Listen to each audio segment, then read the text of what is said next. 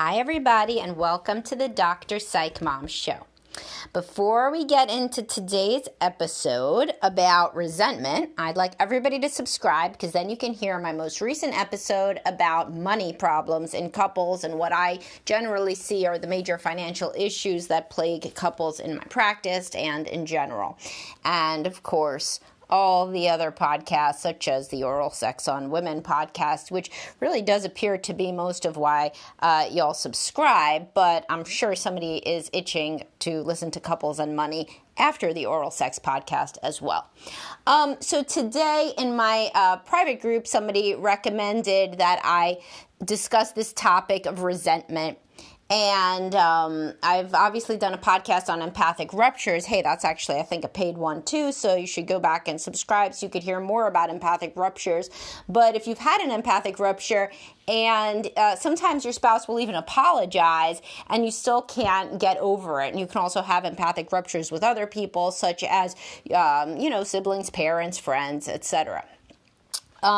So what do you do when resentment still it still is hampering you from moving forward in your relationship? You still think about a past grievance or a past hurt, and sometimes the person has even apologized, and so then you might think, what's wrong with me that I just can't move on?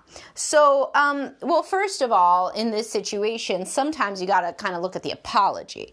You may have gotten an apology in words only, but for example, I'll take a common empathic rupture. Let's say I hear about this many times, actually, is that the man didn't help out enough when the woman had a baby, or when she was even didn't stay overnight in the hospital when she was delivering, or whatever.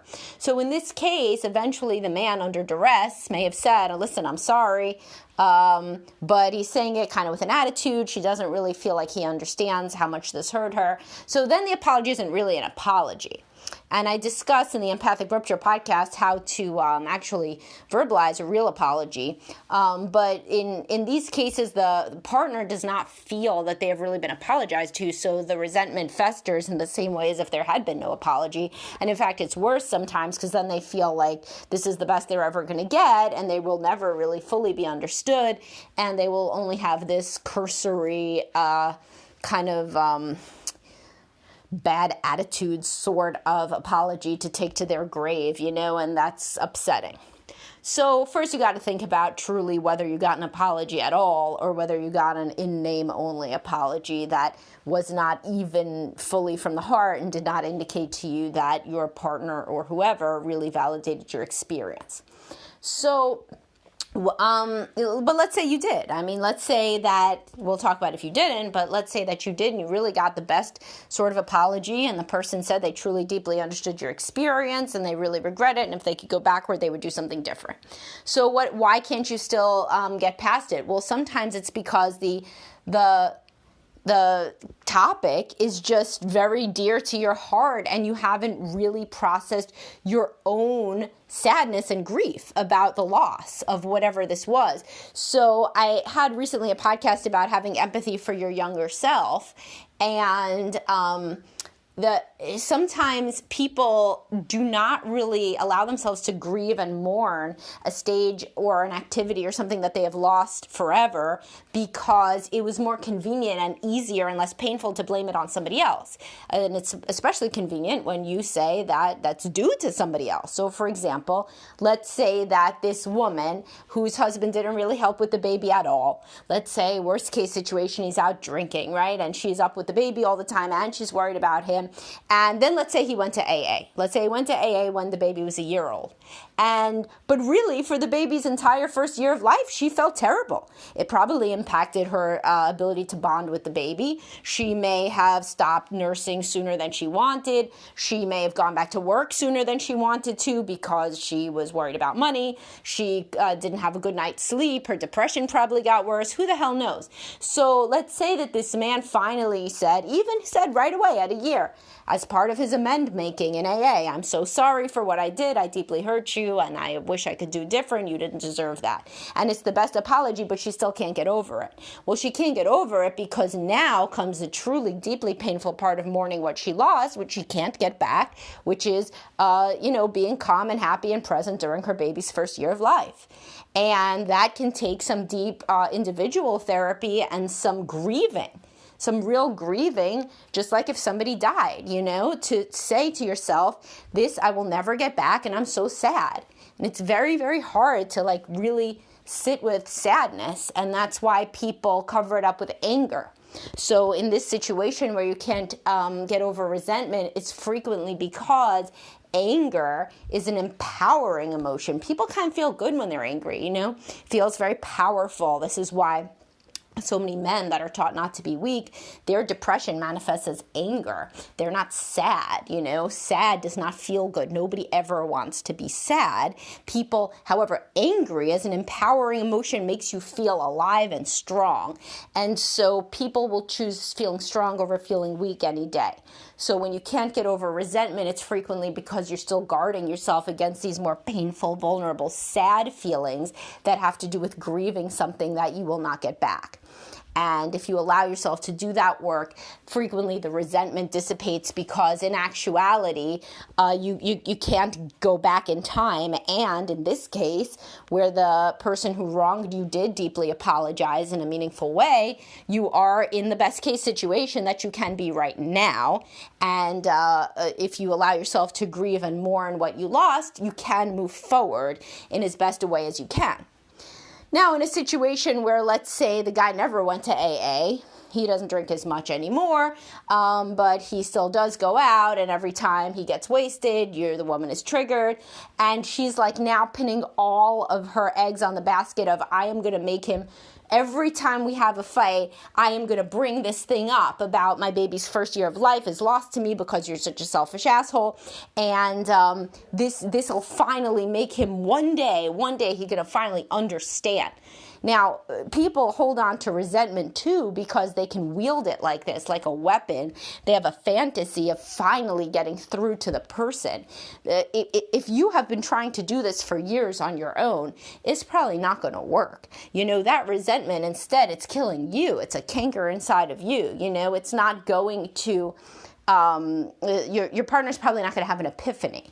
Sometimes in couples counseling or with even, some people are religious, they go see a pastor, whoever, maybe somebody else can talk to your spouse, but it ain't going to be you if it's been all those years of bringing up the same resentment and nothing has changed. So at that point, you may want to work on resolving this in your own mind. Now, sometimes when there's an unresolved empathic rupture and the person will not apologize for it, it is, I shouldn't say sometimes, all the time, that indicates a problem in the relationship. Because if something is so difficult for you and has hurt you so much and the other person cannot apologize for it and instead says it's not their fault over and over, obviously there's a major disconnect between your experience and their experience, and there is an inability to empathize in probably both directions, but you definitely know from that person to you. But it's very, very rare for a person to not admit that they were wrong about something if they feel like the other person is kind to them. So, for example, in situations like this, the guy may remember totally differently. He may remember that you were saying to him, God, you're so useless as a dad. Why don't you just go leave, And maybe that was happening during the fights. And that maybe that did, make things a lot worse. And so in certain situations where I'm dealing with couples that have unresolved empathic ruptures for 20 years, people remember this totally different. They remember what happened so differently, and neither one of them is a psychopath. Neither of them is trying to lie. They just, different parts of the situation were salient to both of them. So, sometimes somebody will tell me a story, it sounds like they're totally wrong, and then, of course, I talk to the spouse, and then that's a whole different ball of wax, and then, obviously, it seems, as it always does, that one person is never completely wrong in any relationship. So, the woman told him, why don't you go home and get some sleep? But she thought that he would never go.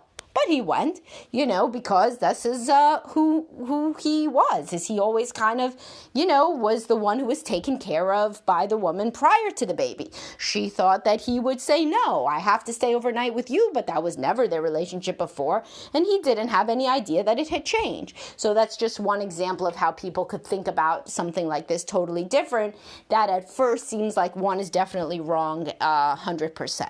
Always interrogate any situation where it seems like one person is wrong 100%. That is, I've never seen that yet. So, what are the what are the chances of a relationship surviving when one person cannot get over their resentment for years and years? Well, I mean, I work with people in couples counseling. People should come sooner to couples counseling, but frequently they come when their relationships are about to, end. And at that point, it's not terribly good chances. If somebody has a lingering resentment, sometimes the spouse can deeply see their side and apologize in a meaningful way, and that can lead to some resolution, but sometimes it can't. Sometimes there's too much water under the bridge and too many resentments have piled up, and that is just shows that the relationship has run its course and may not survive. There are other people who are able to reconnect in a deep way after they have truly processed and grieved together the loss of whatever was lost because of whatever happened. So, and these don't always have to be so dramatic. I mean, there are many where somebody said something that was very hurtful, may have been intentional, may have not been intentional, etc., etc. There's all kinds of empathic ruptures. If you find yourself that you cannot move on, though, from resentment, that is something good to work on in individual counseling versus couples counseling, because you need to figure out what you are holding on to the resentment for. What purpose does that serve? What purpose does the anger serve? What is it hiding? What is underneath that emotion? What do you not really want to reckon with? How are emotions treated in your family of origin? Have you ever seen anybody express genuine sorrow that could then be worked through, or was everything covered up with resentment and bitterness and blame? Frequently, resentment is something that people learn growing up. Like if you struggle with resentment of all sorts, that may have been a way that you saw your parents engage in the world and with one another. And this is important stuff to work through before you continue passing that on down the line to your kids and make them think that the world is full of people who hurt you and resentments that will mount, and the mounting resentment pile is what your adulthood is. Nobody wants to teach that lesson. So in aggregate, when resentment cannot be gotten through, it is a signal to look internally and see why.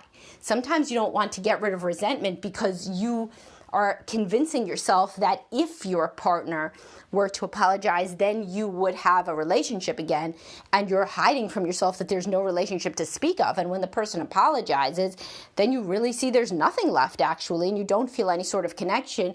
The connection was predicated on this fantasy that if they were to apologize, they would be this completely different person, but they're not. They're just the same person that apologized, and sometimes people feel like that. And then sometimes people feel like an empathic rupture can be solved and their resentment can go away when they work on things, their own issues with the resentment, but also when the partner interacts with them in potentially a different way surrounding the issue in a non-defensive and more empathic way. So that is the overarching view of resentment and the role that I see it play in therapy. And when you, by the way, if you do have these unresolved resentments toward your spouse and you feel like you're really hiding it from your kids, you're probably not. They're probably picking up on a lot of the tension that underlies these resentments, and they may be hearing you bring them up in fights when you think that they're sleeping, etc. So these resentments really do need to be worked on, otherwise they poison the entire family atmosphere. And even if they didn't, just for yourself, you only do get one life, and you don't want it to be hampered by resentment and bitterness and unresolved grief. Resentment is unresolved. It's an unresolved feeling. Feeling resentment towards somebody, it's a very present feeling. Nothing has been worked through. Nothing has been moved past. And if you can understand more, like the woman in my example, so let's say she had a lot built up on being a mother, and because she had very bad relationship with her own mother. So that could be more useful information. So she had all these hopes for her baby's first year of life. Then maybe she's angry at herself for not putting a hard line that her husband had to stop drinking or get out. And maybe she knew that he was drinking since they were dating, but she never said anything. And resentment towards somebody else is frequently compounded by hatred, or at least intense self-dislike, because you feel that you should have put a stop to whatever XYZ was that the other person did even before it happened this last time. That's something else to explore, is your feelings toward yourself about whatever this thing is. So the women who are upset, I've worked with many, that they didn't get a proposal, they are frequently also angry at themselves in retrospect. They finally say, but I was just a young girl. I should have waited for somebody that was really into me, and I never would have, because I kept getting told by my parents, you need to get married. Nobody's ever going to marry you. So, I went for the first guy and I tried to beg him to marry me pretty much. And I should have known that was a bad sign. I feel so bad for myself. And when they could get to a place where they feel genuine sorrow, then frequently they can move forward. But when you're mired in anger, that's a very stuck kind of place to be emotionally. It feels strong and empowering, but it really keeps you stuck. It doesn't allow you to really move forward, especially when it's laced with these sorts of self-recriminations and all of these sorts of things that are below the surface but aren't really expressed. So the takeaway from this is, if you do have unresolved empathic ruptures, particularly if the person has apologized and tried to move forward and you can't, then you really need to think about why. And if this is with a parent, by the way, it's totally different. You don't need to be married to your parent. You don't need to have a day-to-day relationship with an adult parent. And I do have a podcast on when your parent doesn't remember the stuff that you remember from your childhood. And, this does happen, but this is a different sort of situation. You can go low contact, for example, with a parent who has done wrong by you if you've decided you still want them in your life, but you can't go low contact with a spouse. So that's pretty different in that regard. All right, so I hope this added some useful information to your day, and please do subscribe if it did, and I'll talk to everybody soon.